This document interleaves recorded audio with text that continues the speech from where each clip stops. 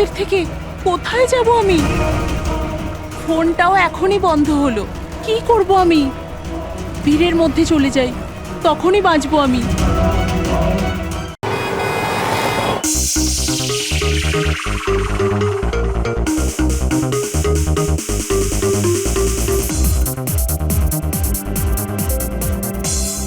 আজ আমি খুব খুশি হয়েছি। আজ যদি তোমার মা বেঁচে থাকতেন না, উনিও খুব খুশি হতেন। তুমি আমার জন্য অনেক কিছু করেছো বাবা, মায়ের অভাব কোনোদিন বুঝতেই দাওনি। ওই তো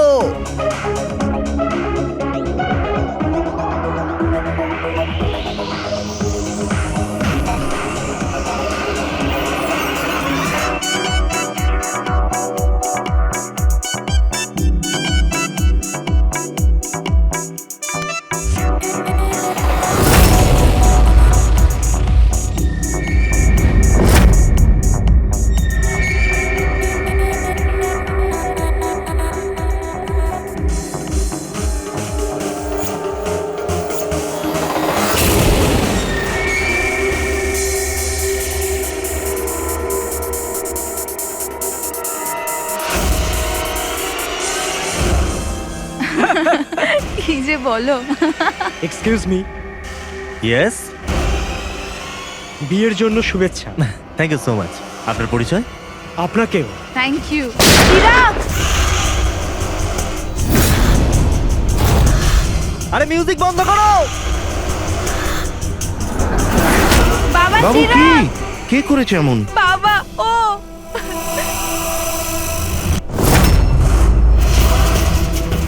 জান, জান।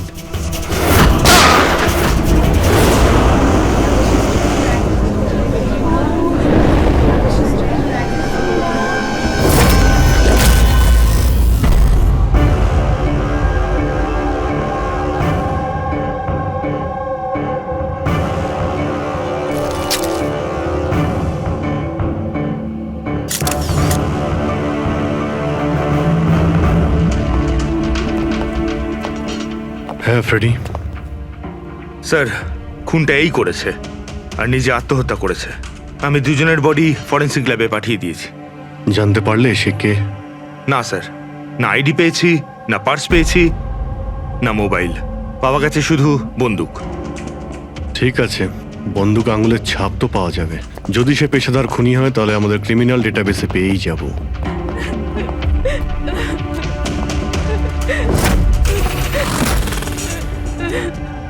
আচ্ছা, আপনারা তো খুনিকে পরিষ্কার দেখতে পেয়েছেন। কেউ কি চেনে তাকে? না স্যার, আমরা তো স্যার দেখিনি। কেউ চেনেন না ওকে? মানে ও বিনা নিমন্ত্রণে বিয়ের পার্টিতে এসেছিল? হ্যাঁ স্যার, হতে পারে গুলি যে চালিয়েছে ওকে একতরফা ভালোবাসে এরকম কোনো প্রেমিক হতে পারে। দেখা যাক।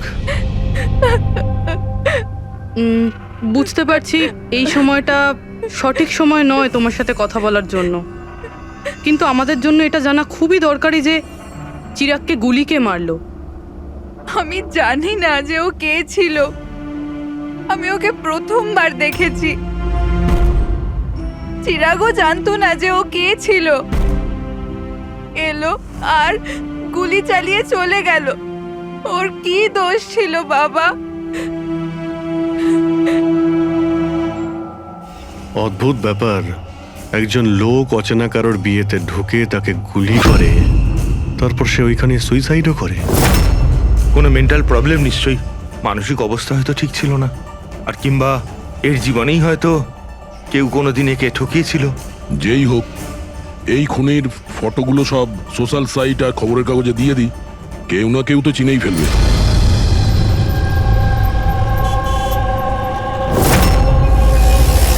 কিন্তু তন্ময় এমন কেন করবে? পুনা থেকে মুম্বাই গিয়ে, তাও কোনো অজানা মানুষের বিয়েতে। এই কেনর উত্তর তো আমরাও খুঁজে বেড়াচ্ছি। আচ্ছা, আপনারা ওকে শেষবার কখন দেখেছেন? কাল সকালেই দেখেছিলাম, যখন ও কলেজের জন্য বেরিয়েছিল। আর যখন সন্ধে পর্যন্ত বাড়ি ফিরল না, তখন আমি ওর সব বন্ধুদের ফোন করেছিলাম, কিন্তু কেউ জানতো না ও কোথায়। আর আজ তাহলে আপনি মিসিং কমপ্লেন লিখিয়েছেন? হ্যাঁ স্যার, এই নিতে সময় বলল যে তন্ময়ের ছবি সোশ্যাল মিডিয়াতে ঘুরছে। ও, আপনারা তন্ময়ের বন্ধু? হ্যাঁ, হ্যাঁ স্যার, শেষবার কবে দেখেছিলেন তন্ময়কে? কাল দুপুর 2টোয়। ওর বিহেভিয়ার কেমন ছিল? একদম নর্মাল ছিল, কেউ বলতেই পারবে না যে ও এরকম কিছু করার কথা ভাবছে। এই এই চিরাগ আর ওর গার্লফ্রেন্ড চেনেন এদেরকে? আগে না। আপনি? না ম্যাডাম। হুম? না ম্যাডাম। তন্ময়কে ওদেরকে চিনতো? না আমরা জানতাম না, তন্ময় ওকে জানতো। খারাপভাবে নেবেন না, কিন্তু তন্ময়ের কোনো কিছু কি প্রবলেম ছিল? আই মিন, কোনো মানসিক সমস্যা ছিল? কোনো মেন্টাল প্রবলেম? স্যার, ওই তন্ময় আর ওর গার্লফ্রেন্ডের কিছু মাস আগে ব্রেকআপ হয়ে গেছিল।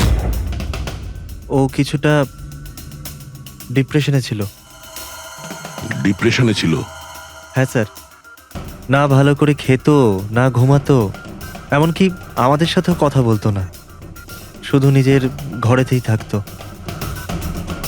নিজের রুমে?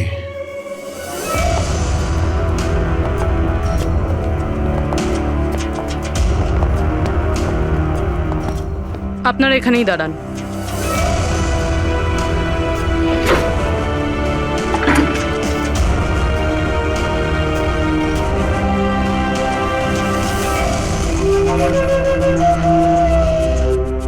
স্যার,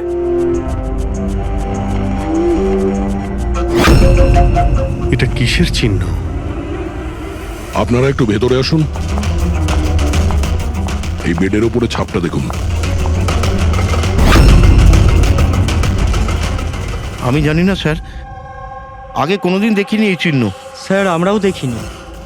এই তন্ময় বেডে চিহ্ন এঁকেছিল, এই চিহ্নের সঙ্গে এই খুনের আবার কোনো সম্পর্ক নেই তো?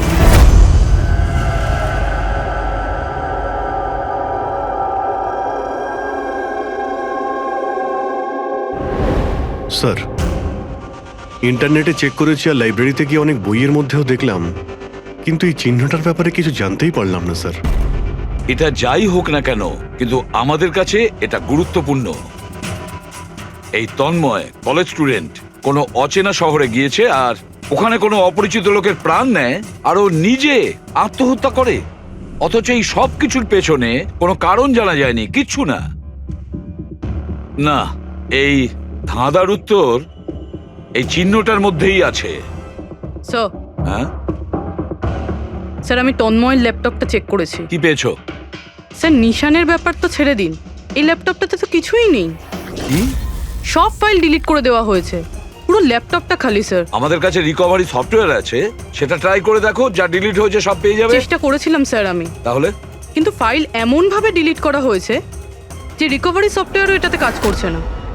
এটাই বুঝতে পারছি না, তন্ময় ডিলিট করেছে নাকি অন্য কেউ করেছে। অভিজিৎ, সে যেই হোক না কেন, সে জানতো যে তন্ময়ের মৃত্যুর পর ল্যাপটপটা আমাদের কাছে আসবে, সেই জন্য সব প্রমাণ মুছে দিয়েছে।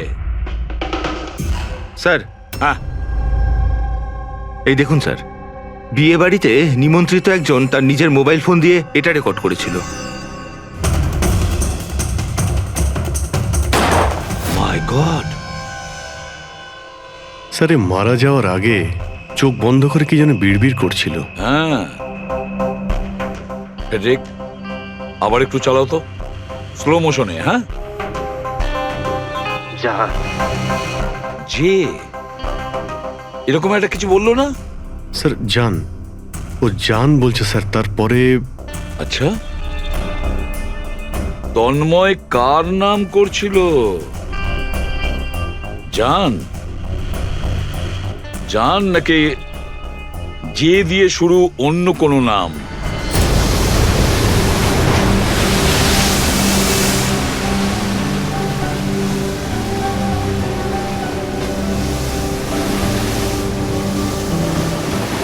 আরে আমরা কতদিন বাদে ঘুরতে বেরোলাম বল। ওহো,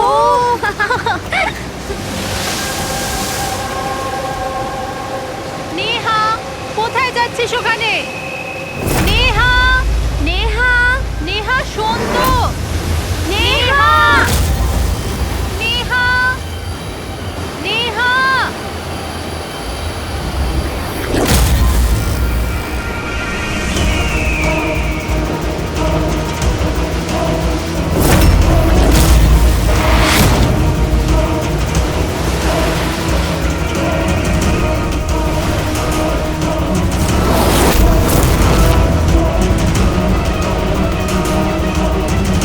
নেহা, আপনি আমাকে চেনেন?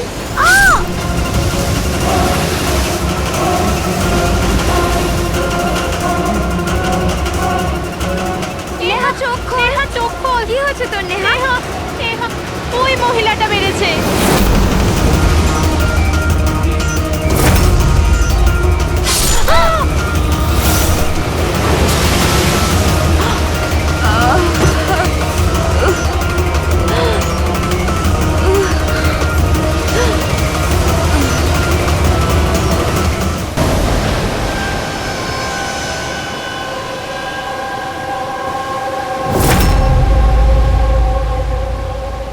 পঙ্কজ, ওই দিকটা চেক করো। আপনারা একটু পেছনে সরে যান, দেখি প্লিজ, পেছনে সরে যান, সরে যান। পিছিয়ে যান আপনারা, সবাই পিছিয়ে যান প্লিজ। আচ্ছা, এই লাশটাকে প্রথম কে দেখেছিল? আমরা দেখেছি। আপনারা কি? স্যার, আমরা নেহার বন্ধু। এখানে ঠিক কি হয়েছিল বলুন তো? আমরা তিনজন আর নেহা নিচে ঘুরতে এসেছিলাম। ওই যে মহিলাটি আছে না, ওই আন্টি হঠাৎ করে এলো আর ছুরি মেরে দিল ওকে। ছুরি মেরে দিয়েছে? আপনি স্যার, আমি নেহার বয়ফ্রেন্ড বিশাল। এই সব আপনাদের সামনে হয়েছে আর আপনারা এটা বাধা দেওয়ার চেষ্টা করেননি? এসব এমনই হঠাৎ হলো যে আমরা কিছু বুঝতেই পারিনি। ওই মেয়েটা কে ছিল যে ছুরি মেরেছে? আমরা একদম চিনি না ওনাকে, আর নেহাও চেনে না ওনাকে। আচ্ছা, আপনারা কেউ দেখেছেন এনাকে? স্যার, স্যার, স্যার, এরা বলছে যে এরা এনাকে চেনে। আপনি এই মেয়েটাকে চেনেন? হ্যাঁ স্যার, এর নাম সোনিয়া। আমরা যে যোগা ক্লাসে যাই, এও সেখানে যেত। এ অনেকবার আমার কাছে নিজের পরিবার, বাচ্চাদের আর ঘরবাড়ির কথা বলেছে। অদ্ভুত ব্যাপার তো। একজন গৃহবধূ কাউকে খুন কেন করবে? সেটাও আবার দিনে দুপুরে, এতগুলো লোকের সামনে। তারপর নিজে ছুরি দিয়ে প্রাণ দিয়ে দিয়েছে। স্যার, এই কেসটা তো অনেকটাই তন্ময়ের কেসটার মতনই লাগছে। হ্যাঁ, সিমিলারিটি আছে, কিন্তু দুটো কেসের মধ্যে কোনো সম্পর্ক আছে কিনা সেটা পরেই জানতে পারা যাবে। আচ্ছা, এখানে বিচে আসার আগে কিংবা খুন করার আগে কেউ সোনিয়াকে দেখেছিলেন? হ্যাঁ স্যার, আমি এখানে হাঁটাচলা করছিলাম, আমি ওই মহিলাকে দেখেছিলাম। ওর হাতে কিছু ছিল যেটা কেউ বারবার দেখছিল। ওনার হাতে কি ছিল? স্যার, ওটা আমি পরিষ্কার করে দেখতে পাইনি। স্যার, বডির কাছে তো কিছুই পাইনি। হয়তো অ্যাটাক করার সময় কোথাও পড়ে গেছে, হয়তো কোথাও ফেলে দিয়েছে বা কোথাও লুকিয়ে রেখেছে। ডাস্টবিনটা একবার দেখে নিই।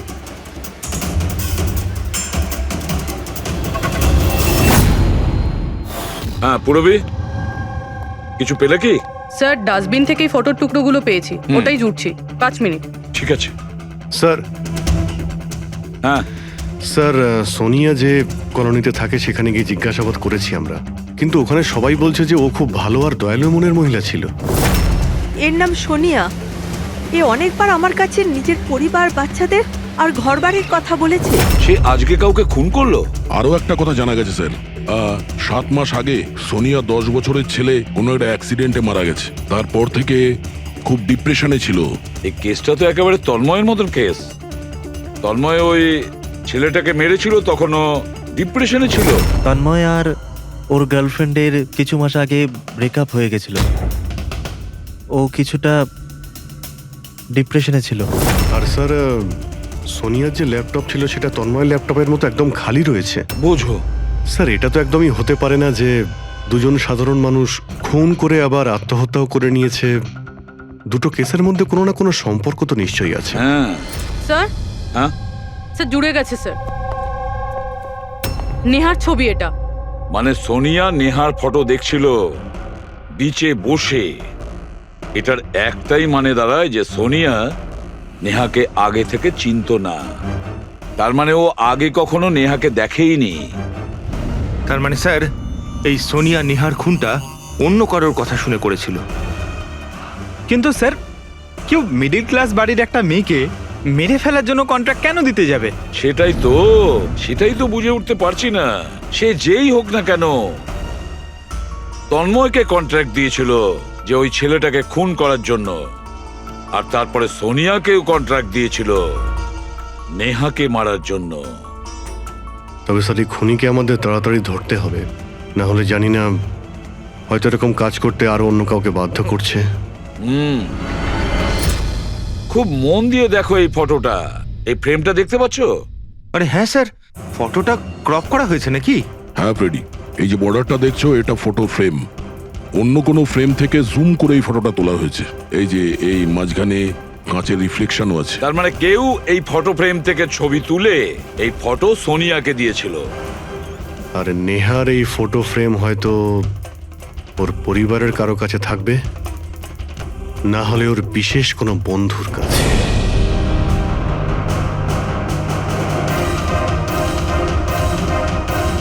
স্যার দুজন বন্ধুর বাড়িতে তো কিছুই পাইনি, নেহা 3 নম্বর বন্ধুর বাড়িতে দেখা যাক।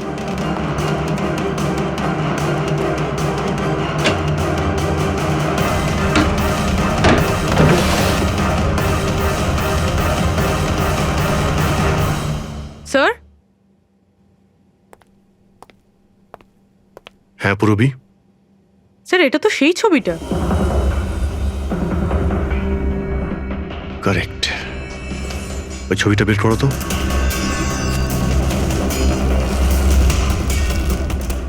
ফ্রেমটাও এটাই, আর এই ছাদের রিফ্লেকশনও এতে দেখা যাচ্ছে। তাহলে এই হলো সেই। নেহার খুন তো সোনিয়াই করেছে না? তো আমাদের সবাইকে কেন ডাকা হয়েছে? যদিও নেহাকে খুন সোনিয়াই করেছে, কিন্তু নেহাকে খুন করার জন্য সোনিয়াকে অন্য কেউ কন্ট্রাক্ট দিয়েছিল, অন্য কেউ। আর সেই অচেনা ব্যক্তি এখন এই মুহূর্তে উপস্থিত আছে আমাদের মাঝে। কেউ সে তুমিও হতে পারো। তুমি তুমি নাকি মায়া তুমি? আমি কেন খুন করব? ও তো আমার বেস্ট ফ্রেন্ড ছিল। এটাই তো আমরা জানতে চাইছি মিস বেস্ট ফ্রেন্ড। কেন তুমি নেহাকে খুন করিয়েছো? হোয়াট? মায়া তুমি? হ্যাঁ, ওর ঘর থেকেই আমরা এই ফটো ফ্রেমটা পেয়েছি। আর এই ফটোটা থেকেই নেহার ফটোটা ক্রপ করে দেওয়া হয়েছিল সোনিয়াকে কন্ট্রাক্ট দেওয়ার সময়। নেহার ছবি তো আমাদের সবার কাছে আছে, আর তাও ফ্রেম করে রাখা আছে। Then why me? সেটা এই কারণে মায়া, বাকিদের কাছে যে ফটোগুলো আছে না, তাতে তোমার ঘরের ছাদ নেই, ছাদের রিফ্লেকশন। তাড়াতাড়ি বলো। আমি মারতে বলেছিলাম নেহাকে, কারণ আমি বিশালকে ভালোবাসি। আর নেহা প্রথম থেকে এই কথাগুলো জানতো। নেহা আমার বেস্ট ফ্রেন্ড ছিল, ও আমার ফিলিংস নিয়ে একটুও ভাবেনি। এরা দুজন বিয়ে করতে চলেছিল। কিন্তু মায়া তুমি এটা কেন করলে? তুমি জানোই তো যে আমি নেহাকে কতটা ভালোবাসি, তাই না? যদি আমি নিজের ভালোবাসা না পাই, তো অন্য কেউ সেটা পাবে না। তার জন্য আমি ইন্টারনেটে নেহা বিশালকে আলাদা করার আলাদা আলাদা উপায় খুঁজতে লাগলাম। একদিন কেউ আমাকে অনলাইন কন্ট্যাক্ট করলো আর বলল ডার্ক ওয়েবে একটা সিক্রেট ওয়েবসাইট আছে, যদি সেখানে আমরা টাকা দিই যে কারুর খুন করাতে পারি। ওই ওয়েবসাইটের নামটা কি? আমি ওয়েবসাইটের নামটা জানি না, কারণ উনি আমাকে বলেননি সেটা। কিন্তু এটা বলেছিলেন যে নেহার একটা ছবি আর 20 লাখ টাকা দিলে আমার কাজ হয়ে যাবে। তার জন্য আমি আমার মায়ের হীরের হারটা বেচে দিয়েছি আর ওনাকে টাকা দিয়ে দিয়েছি। ওই লোকটার সঙ্গে তুমি দেখা করেছিলে? না স্যার, কারণ উনি বলেছিলেন ব্যাগে টাকা আর নেহার ছবি রাখার জন্য আর আর রাস্তায় রেখে দিতে, আর স্পেশালি বলেছিল পেছন ফিরে না দেখতে। ব্যাস, আমি তো সেটাই করেছি। স্যার, এটা কেমন ওয়েবসাইট যেটা প্রকাশ্যে কাউকে খুন করার কন্ট্রাক্ট নিয়ে থাকে? জানি না, কিন্তু তন্ময়ের বাড়ি থেকে যে চিহ্নটা পেয়েছি ওই চিহ্নের সঙ্গে নিশ্চয়ই এই ওয়েবসাইটের কোনো না কোনো সম্পর্ক আছে। আমায় ক্ষমা করে দিন স্যার, আমার খুব বড় ভুল হয়ে গেছে। আমার নিজের বন্ধুকে মেরে ফেলা উচিত হয়নি। ভুল নয়, তুমি অপরাধ করেছো। ইন্টারনেটে এরকম অনেক কেউ আছে যে তোমাদের মতো বোকাদের কাজে লাগিয়ে টাকা ইনকাম করে। এদের থেকে সবসময় সাবধান থাকা উচিত। আমার ভুল হয়ে গেছে, প্লিজ ক্ষমা করে দিন। মায়া, ক্ষমা করলে আইন তোমাকে করবে, কিন্তু তোমাকে আমাদের সাহায্য করতেই হবে, বুঝেছো?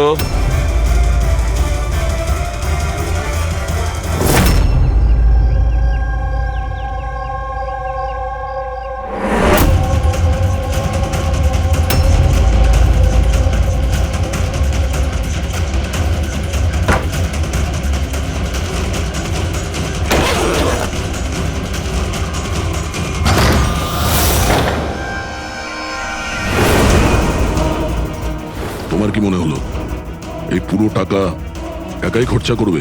হ্যাঁ, সিআইডি এখানে? এটা আমাদেরই প্ল্যান ছিল, তোমাদের মতো লোকেদের কাছে পৌঁছানোর জন্য।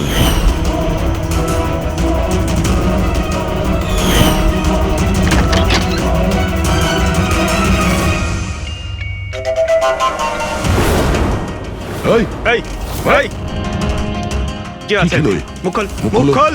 মুখ খোলো। এই এ তো মরে গেল। স্যার, এর নিশ্চয়ই কোনো বস আছে স্যার, ওই ওয়েবসাইটের, যারা মানুষকে মারার কন্ট্রাক্ট নেয় স্যার। ও, মনে হচ্ছে এই ভয়েই ও আত্মহত্যা করে ফেললো। একটু দেখো এখানে কিছু পাওয়া যায় কিনা।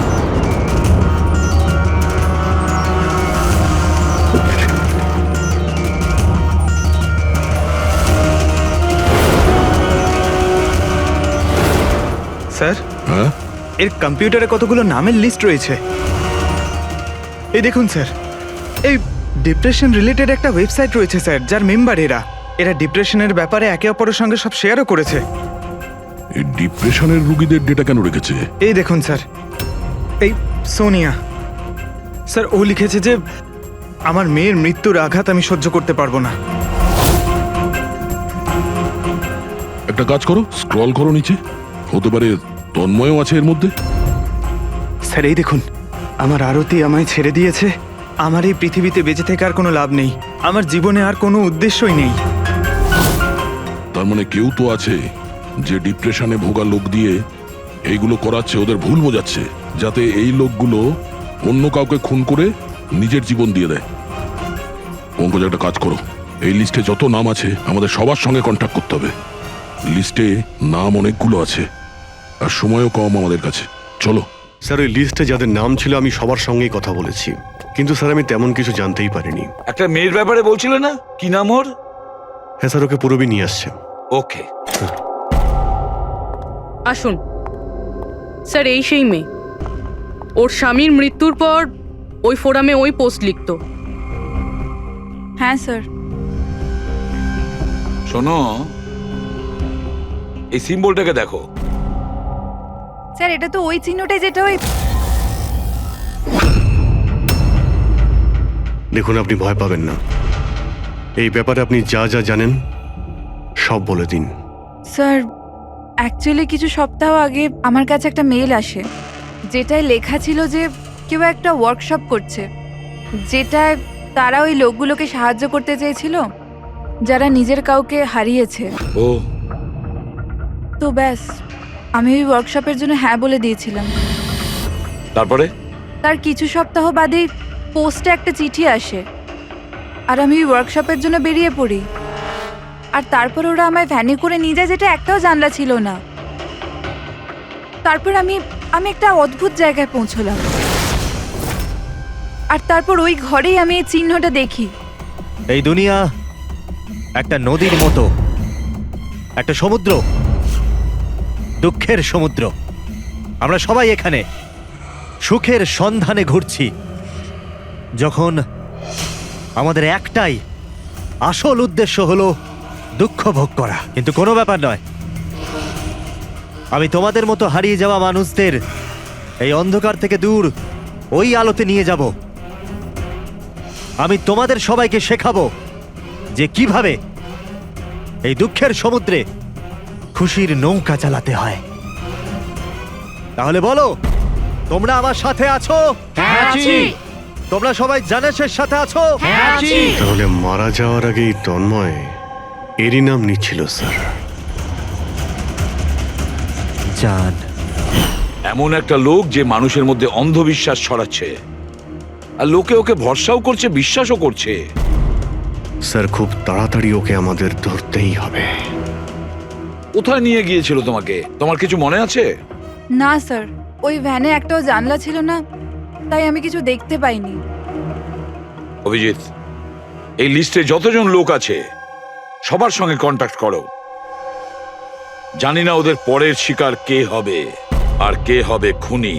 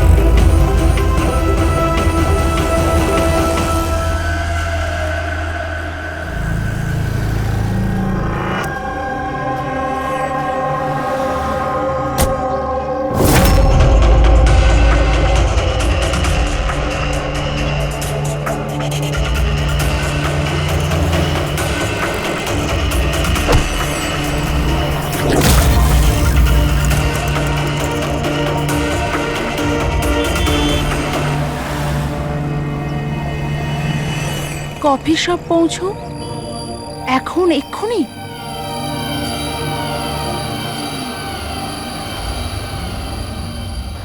আচ্ছা, ওরা তোমায় কোথায় নিয়ে গিয়েছিল, কত দূরে, কোথায়, কিছু কিছু মনে আছে তোমার? এত সপ্তাহ হয়ে গেছে যে আমার কিছুই ভালো করে মনে নেই। কিন্তু তোমার কিছু তো মনে আছে? ওখানে যেতে কতটা সময় লেগেছিল? আই থিঙ্ক আধ বা 1 ঘন্টা অ্যাপ্রক্সিমেটলি লেগেছিল। ও সরি। স্যার, আমার আরেকটা জিনিস মনে পড়েছে, যে রাস্তা দিয়ে ওই ফ্যানটা যাচ্ছিল ওই রাস্তা অনেক গর্ত ছিল, আর ট্রেনের আওয়াজও শুনতে পেয়েছিলাম আমি। আচ্ছা, আর যখনই ট্রেনের আওয়াজটা শুনতে পেয়েছিলাম তার কিছুক্ষণ বাদে ভ্যানটা থেমে গেছিল। তাহলে তো আমরা সঠিক রাস্তাতেই এসেছি। এই নাও কফি খাও। আপনি আমাকে এখানে ডেকেছেন?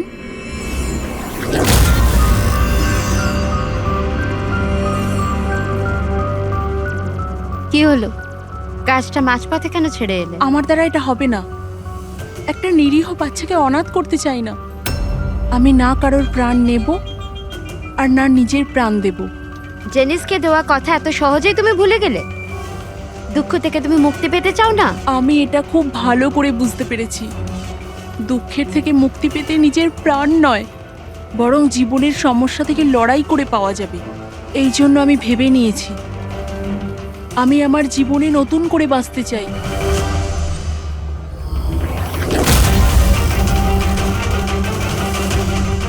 কেন নয়? জেনিসে তো এটাই বলতে চেয়েছিল যে সব মানুষের নিজের জীবনে নিজে চলার মতো অধিকার আছে। আমি তোমাকে টাকা দেব একটা নতুন শহরে নতুন জীবন শুরু করার জন্য। সত্যি? Thank you so much. শুধু থ্যাংক ইউ এ কাজ চলবে না, তোমার আমাকে কফিও খাওয়াতে হবে। আমি তোমাকে কফি খাওয়ালাম না, এবার তোমার পালা। কেন নয়? Waiter, yes ma'am. একটা coffee.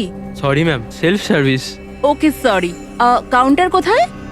Okay thank you. You are welcome. আমি এক্ষুনি কফি নিয়ে আসছি। আমার স্পেশাল কফি চাই, 2 স্পুন চিনি আর হাফ স্পুন কফির সাথে। শিওর।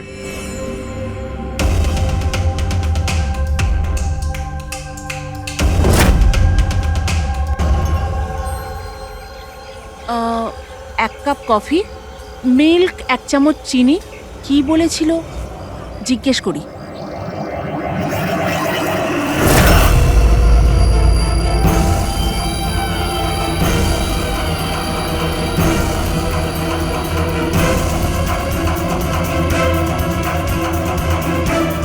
এটা কি মেশাচ্ছে আমার কফিতে? নিশ্চয়ই এটা বিষ হবে। এরা এত তাড়াতাড়ি আমাকে মুক্তি দেবে না মনে হয়।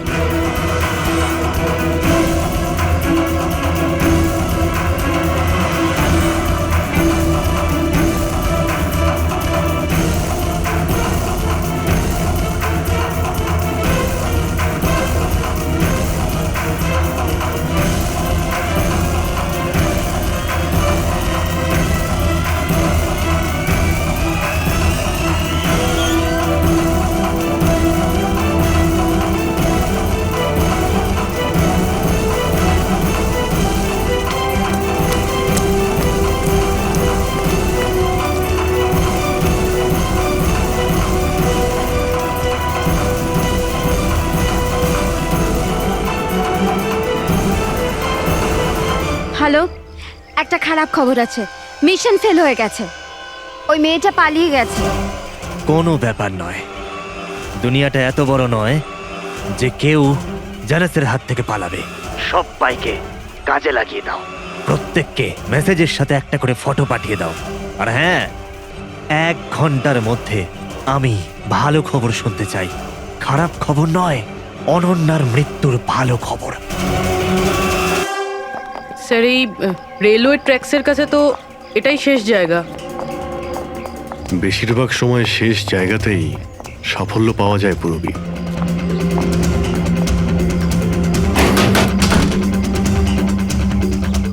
কার সাথে দেখা করতে চান? এই ফার্ম হাউসের মালিককে। মালিক তো বিদেশে থাকে, আমি এখানকার কেয়ারটেকার। তাহলে ফার্ম হাউসটা একবার দেখে নি।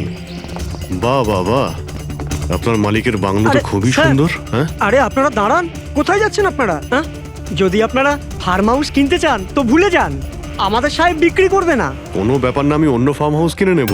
আচ্ছা, এখানে কি আশেপাশে আছে কোনো খালি বাড়ি বা কোনো ফার্ম হাউসের মতো? স্যার, 15 মিনিট এগিয়ে গেলে একটা ফার্ম হাউস আছে, ফাঁকাই থাকে। পারলে আপনারা দেখে নিন।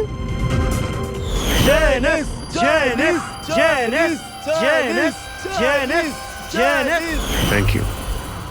স্যার, স্যার এটাই ওই জায়গা। এই লোকটা ওই রিংটাই পড়ে আছে।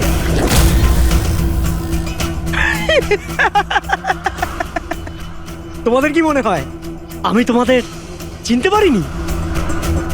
আরে তোমরা সিআইডি অফিসার, আমি দূর থেকেই তোমাদের চিনে ফেলেছি, বুঝেছো? খুব বড় ভুল করেছো আমাদের চিনে ফেলে। তোর মালিক কোথায় বল, কোথায় পাবো ওকে? আমি জানি না স্যার। ওর পার্টি কোথায় হয়?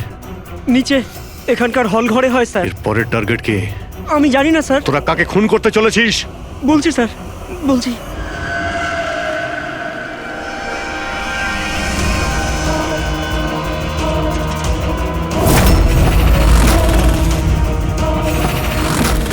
কোথায় লুকোবো আমি ওদের থেকে? কোথায় যাব আমি? ফোনটাও এখনই বন্ধ হলো। কি করব আমি? ভিড়ের মধ্যে চলে যাই, তখনই বাঁচবো আমি।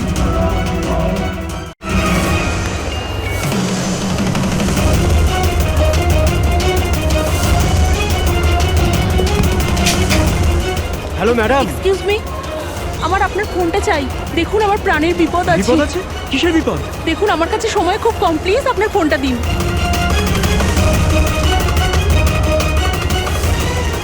ফোনটা তোলো।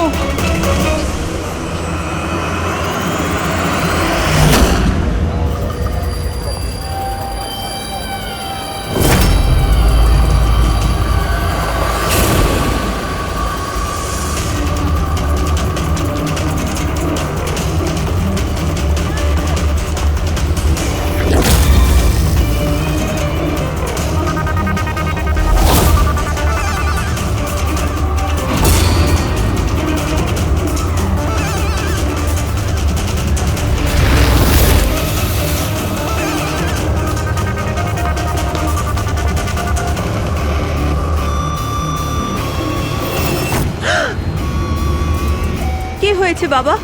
এত ঘাবড়ে কেন আছো? আমাকে কেউ মারতে চায়। মারতে চায়? তুমি ভয় পেও না, আমি এখনই সিআইডি কে ফোন করছি। তুমি এখানে কোথাও লুকিয়ে পড়ো।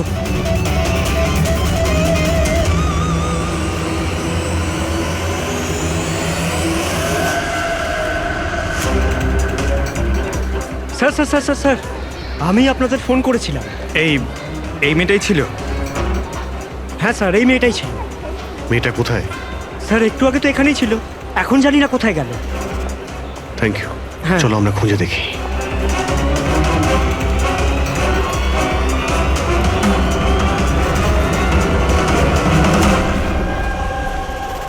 এই শোনো। কি হয়েছে? সরি, আপনি এই মেয়েটাকে দেখেছেন? আপনি কে? আরে বাবা, আমি সিআইডি অফিসার। দেখেছেন আপনি ওকে? একটু ভালো করে দেখুন। না।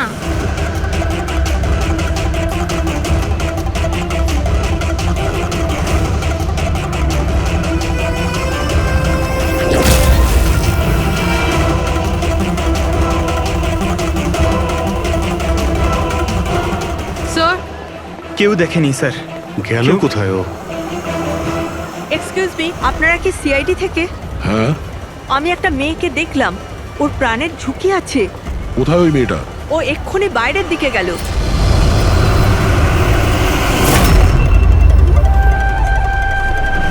আমি তো এখানে। উনি সিআইডি কে বাইরে কেন পাঠাচ্ছেন? স্যার,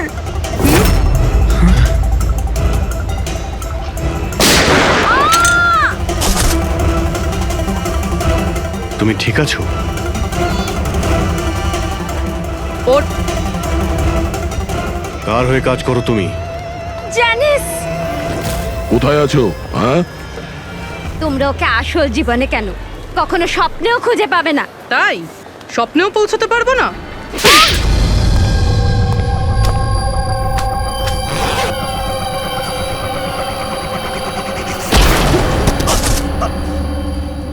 আরে স্যার, আপনি যাচ্ছেন কোথায়? হ্যাঁ, আপনার সঙ্গে আমরা দেখা করতে এসেছি আর আপনি চলে যাচ্ছেন। বলুন না, দুঃখের চিকিৎসা কি? দুঃখের চিকিৎসা মেকআপ সরিয়ে আসল চেহারাতে ফিরে আসা। কি ঠিক বললাম তো? খুব ভালো অ্যাক্টিং করো তো বন্ধু তুমি। হ্যাঁ, তোমার তো বেস্ট অ্যাক্টর অ্যাওয়ার্ড পাওয়া উচিত। একজন কলেজ স্টুডেন্ট হয়েও তুমি বুড়োর এত ভালো অ্যাক্টিং করছো। ঠিক বলছি তো মিস্টার আমান?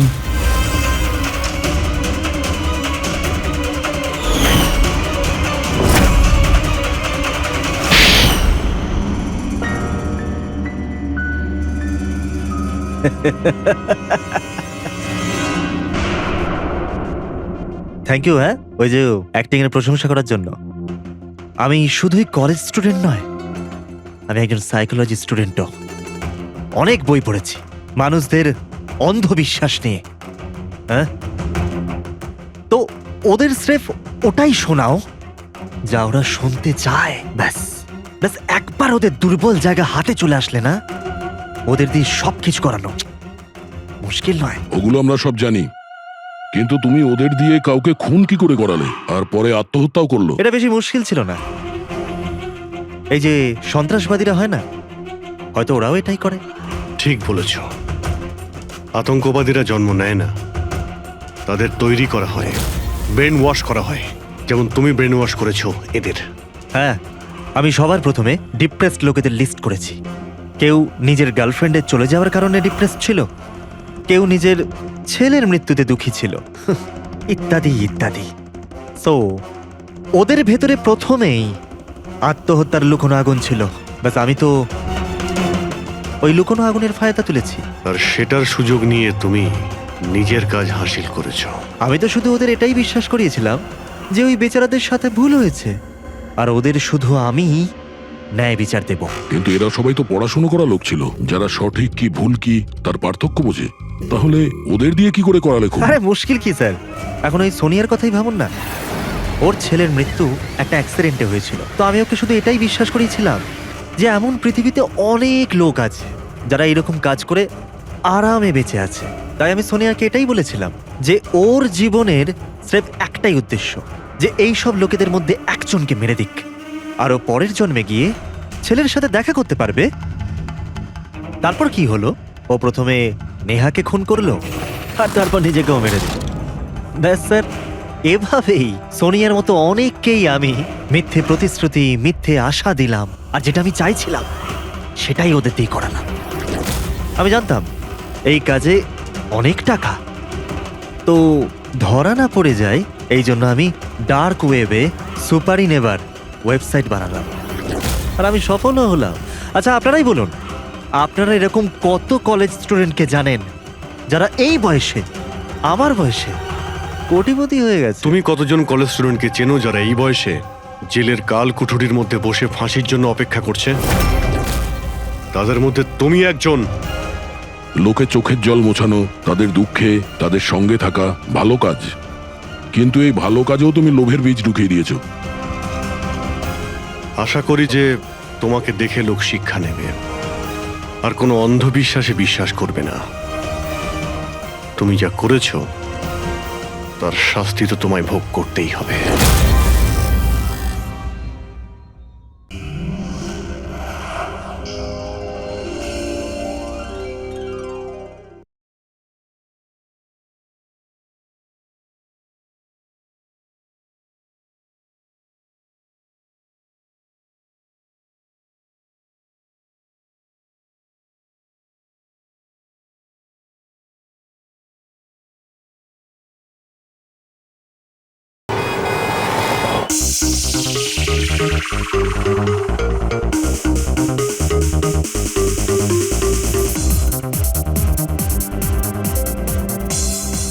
আজ আমি খুব খুশি হয়েছি।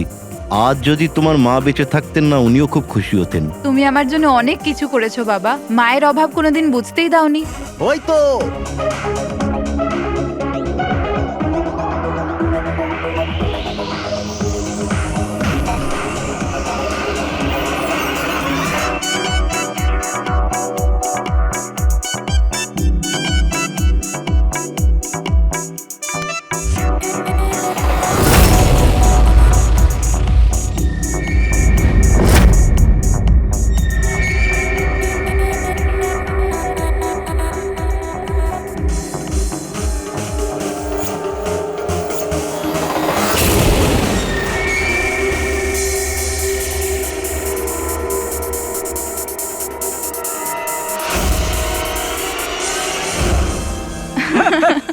কি যে বলো। এক্সকিউজ মি, ইয়েস, বিয়ের জন্য শুভেচ্ছা। Thank you so much. আপনার পরিচয়? আপনাকেও। Thank you. চিরাগ, আরে মিউজিক বন্ধ করো। বাবা বাবু, কি চিরাগ, কে করেছে এমন?